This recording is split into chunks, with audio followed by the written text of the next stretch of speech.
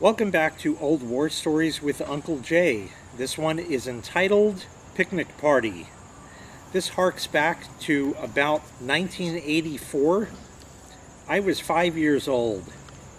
My dad, I've mentioned many times, and even in other Old War stories, as well as other videos, that my dad worked for IBM for many years. And once a year, they would have a picnic party. And the IBM picnic party was something that I always looked forward to as a kid, because it was every kid's dream. It had everything for the kids. It wasn't necessarily for the parents. I guess maybe it was, but anyways, you would bring your spouse and your kids. Everybody was invited pretty much.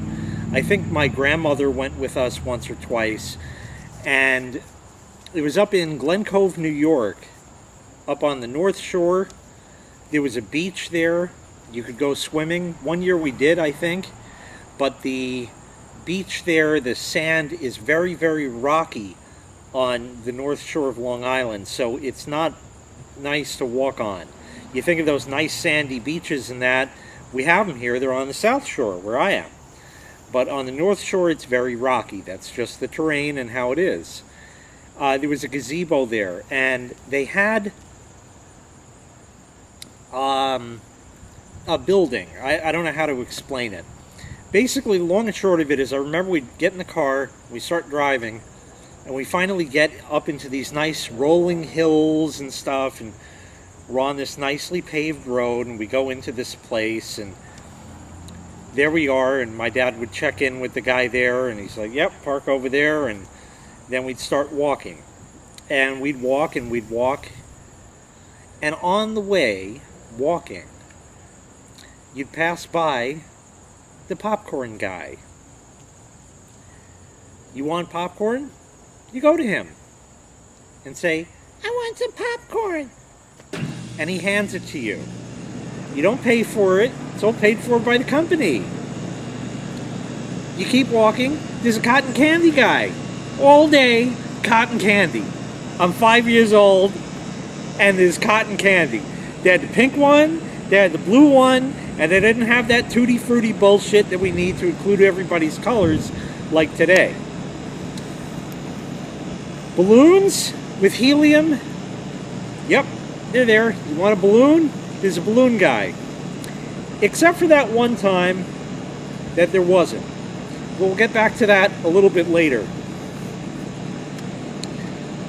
The building, right outside the building, there was like a blacktop area, and also a hill that came down.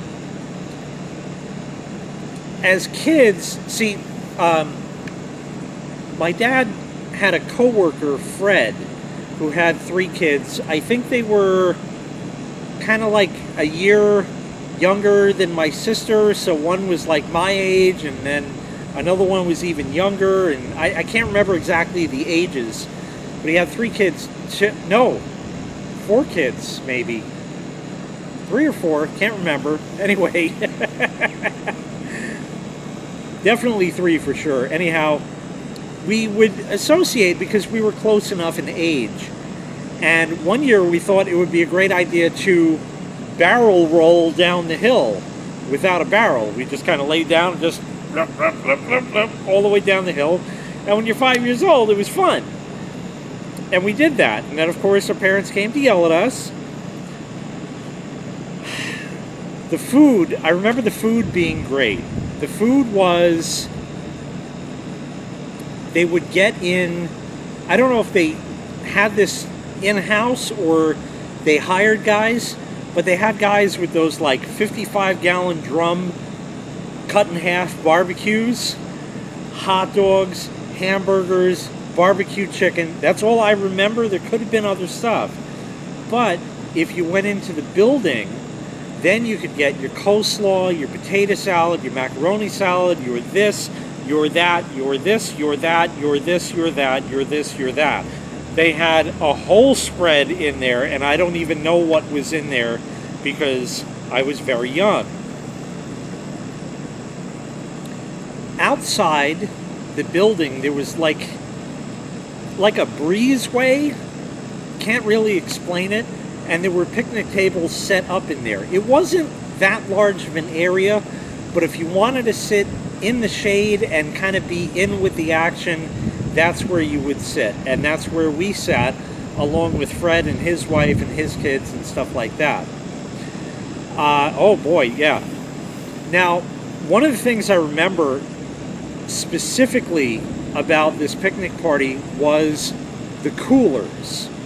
They had the big ice coolers, you know, like an igloo cooler kind of thing, and you lift the lid, and in there they had all kinds of drinks. There was plenty of different beer for the adults. I was 5 years old, so none of that for me then. But they had soda in there. So what did you find? You find Coke, you find Pepsi, you'd find Sprite, you'd find 7-Up. You'd find orange soda. What brand? Can't remember, but it was there. And then you'd find root beer. What kind? Don't remember. You'd find Fresca. Anybody remember Fresca? I don't know if they even still sell that here in the US. If they do, I'm buying it because I remember it. But they had Fresca. I think it was a grapefruit flavored soda, maybe similar to Squirt today. What kind of fucking name is Squirt for a soda? Come here, you little squirt. So anyway, they had that, and they had Mountain Dew. This was 1984. They were not playing fuck around with the high fructose corn syrup. This was real sugar in this shit back then, and it tasted fucking good.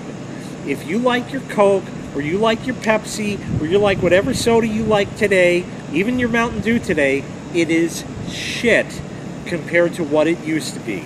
Get any soda with real cane sugar and taste the difference. It is amazing.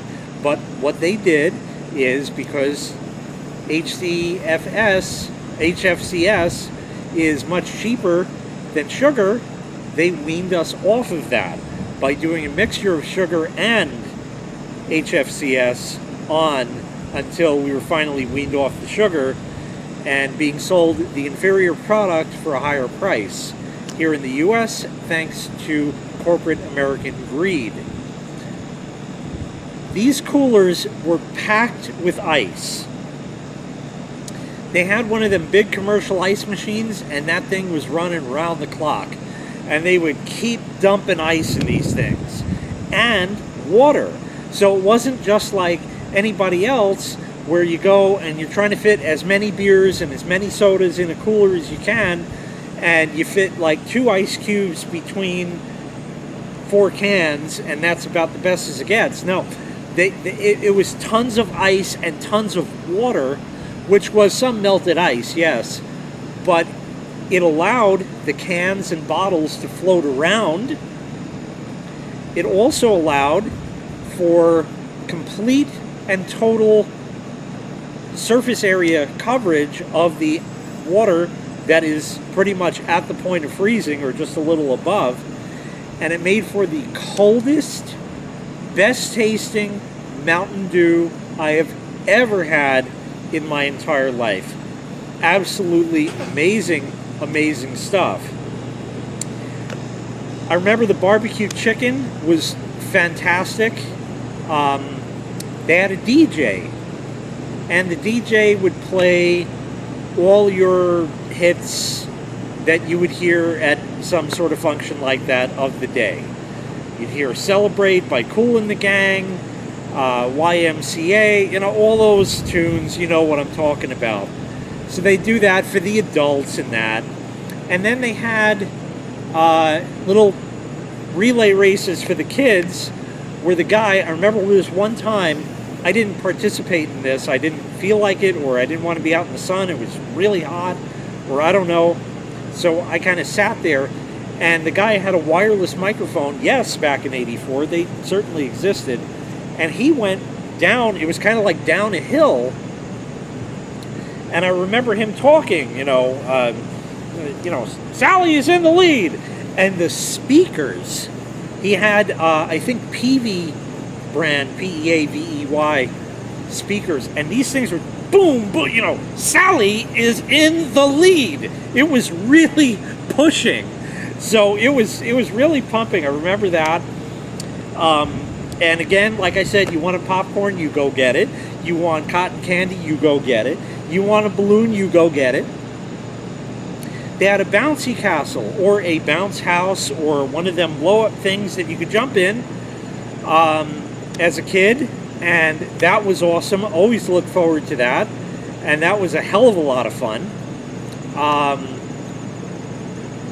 I can't even remember what else, but it was kind of more geared to the kids, I guess, and the adults kind of did their adulty kind of thing, I suppose. At the end, they would rent a Good Humor ice cream truck. The guy would roll up and sit there for the last 4 hours of the party. I don't even, it may have been the whole time. I don't know how long it was, but he would just sit there. Any kind of Good Humor ice cream product you wanted, you walked up, you say, "Can I have a toasted almond bar?" Here you go, and you walk away. And it was free. Obviously, it wasn't free because my dad had to deal with working for IBM, which any job sucks, is kind of what I'm getting at. But anyway, it was just, it was nice that it was on the company's dime like that. And there weren't like hidden charges like, you know, we'll upgrade you for $250, you know, yeah. Face painting they had. Oh, they had a lady once drawing caricatures, and there is in my parents' house a caricature of my mother that the lady drew. It's still there.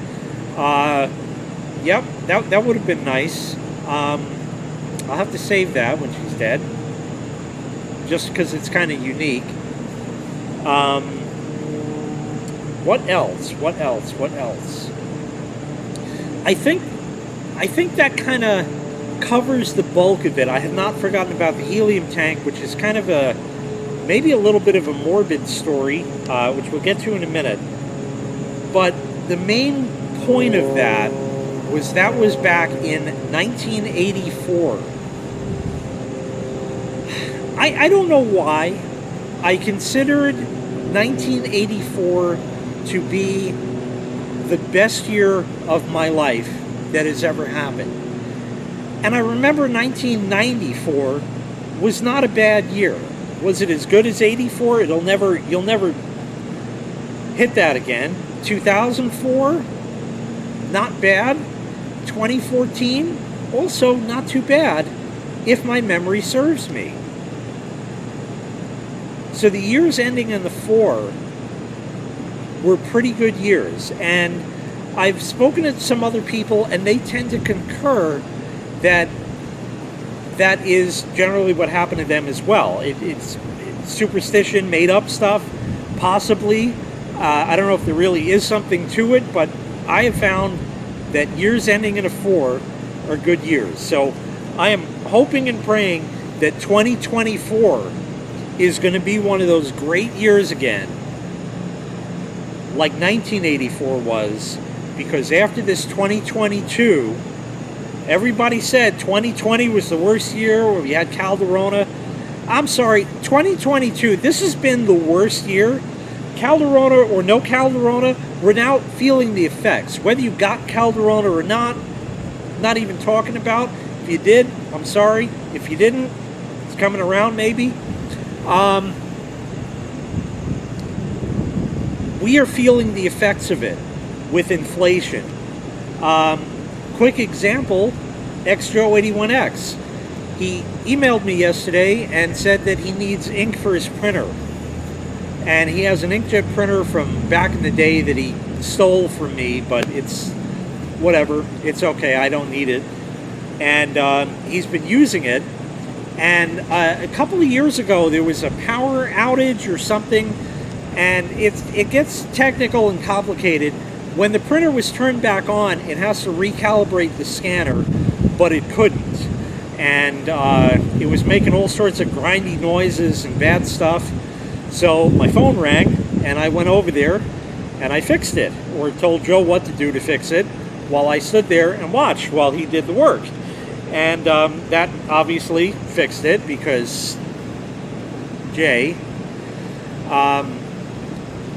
so he kept the printer. But he did say to me, what should I get in the event this thing actually craps out? I said, get a color laser all-in-one.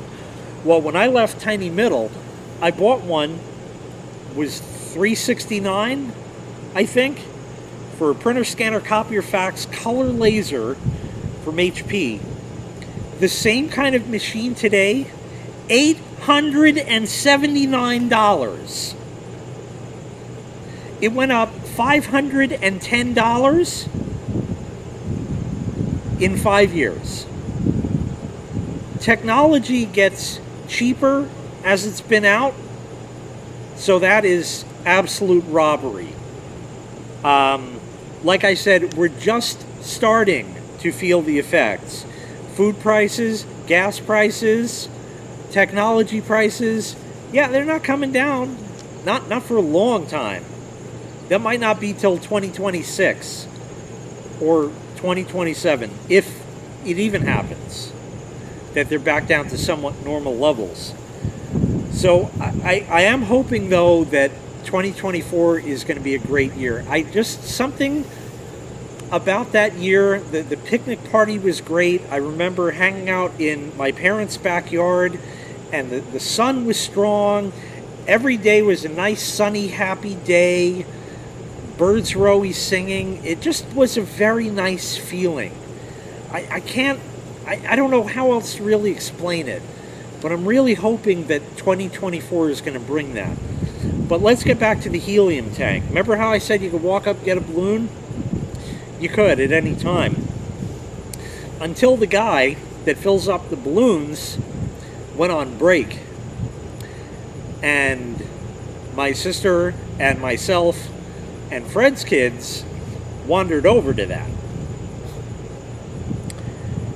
There was a cardboard box full of balloons that were empty, tied to the tank or something there, or balloons on strings. I guess the ribbons were there somewhere. And the tank of helium was sitting there, filled, and there were no adults around. When you are a kid and you learn what happens when you take a helium balloon and talk like this, hilarity ensues. When you have an entire tank of helium and you're a kid, dangerous things happen. I don't believe this was 1984. It could have been 85, 86, 87. I don't know. But I think 84 was a little young for that. They left this unmanned, and us kids went over there and we started, let's do a red one, let's do a blue one, let's do a yellow one, wow! They even had brown balloons. That was interesting. And I remember the brown ones they felt sandy. I don't know. It was just sort of like a mishmash of balloons in this box, and there were brown ones that were a little bit larger, and they felt kind of sandy. I don't know why. Different manufacturer. Maybe it fell out of the box or somewhere else, and they threw them in anyway. I don't know. And there we were. We would have a balloon filled with helium, just pinched off, holding it. And when somebody would walk up, we'd go, what color, please? I want a red one. You fill up a red one and tie it off and go, here you go. And we were little kids and we thought it was fun. And I thought the helium was so much fun that I took in helium, and then it was starting to wear off, so I took in more helium, and then that was starting to wear off, so I took in even more helium, and I said, well, fuck that. You know, if a little's good, a lot's got to be better. And I just chugged an entire fucking balloon. That made me quite dizzy. I remember as a kid, I don't know if you ever did this, probably, I don't want to lose my paper here. You kind of put your arms out to the side and you start spinning around in a circle. I'm spinning! And I would do that, and eventually I would fall to the ground. But the reason I would fall to the ground is because I actually blacked out. I did that about 3 times, and then my dad found us. And, we didn't really get reprimanded for that as such, but his tone of voice was as such that we knew we did bad and never to ever do that again. The helium tank and sucking down all that helium, that was a bad idea even then, but I did it and I lived. That's all I remember about it. I just remember that that was the greatest time. As maybe an addendum to this story, just to touch upon quickly, IBM also had a Christmas party. And, oh, I'm sorry, I forgot to say about the picnic party. They would also give out gifts, typically with the DJ, and they weren't like cheap, like $5 things. They were, you know, they spent a few bucks on this stuff. It wasn't anything really fantastic. My sister won like a stuffed dog that was like this big. She probably still has it. You know, what did that go for then? $25? I don't know. So it wasn't just a little $5 thing. And I don't remember if there was anything else per se, but the Christmas party, all of the kids got Christmas gifts. Now, when you're in particular age groups, that was determined of what you would get. And they would just buy lots of the stuff. And how old is he? 10? Okay, here's Monopoly. Or here's Connect 4, or here's a train set. I got a train set, a Tyco electric train set from IBM Santa that I had so much enjoyment out of over the years as a kid. And a Rector set. You're going to have to look that one up, where you could build stuff. That was a lot of fun. And various other things over the years. I'd have to see them to point them out, but I remember them. The food was good. They had music there. I don't know exactly what. They would have a clown at the Christmas party, and then, of course, Santa would come in. I think on stilts, no less, or maybe some other guy, and then Santa would come in. I can't remember exactly, but it was more of an indoorsy thing. I do remember one time, however, we're going to call it a good 13. My dad had his little red Nissan Sentra 5-speed, 87 Nissan Sentra. This was 1993-ish, 92, 93. And this day, whatever day it was probably a Saturday or a Sunday. My dad had to work, but his shift didn't start till 5. The party was in Manhattan, but the party ended at 9, we'll say. Something, 5 to 9, or 4 to 9, I don't know. Maybe 8 o'clock, I can't remember. But Fred was off that day, and he was there with his wife and kids.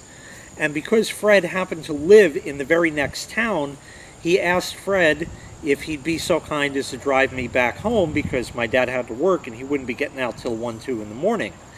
So Fred, of course, said no problem, and he drove me back home. I remember we got in his van. Fred had a van. He always had a van. A Dodge van. This could have been a Dodge Caravan. He used to have the older full-size vans. But I think this was a Caravan. I'm not certain on that. It might have been one of the old vans, because I know my dad borrowed it once or twice from him.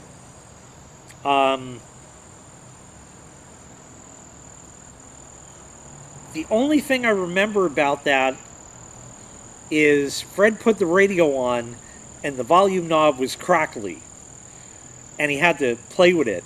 And at that time, I knew about electrical contact cleaner and how that could fix that up.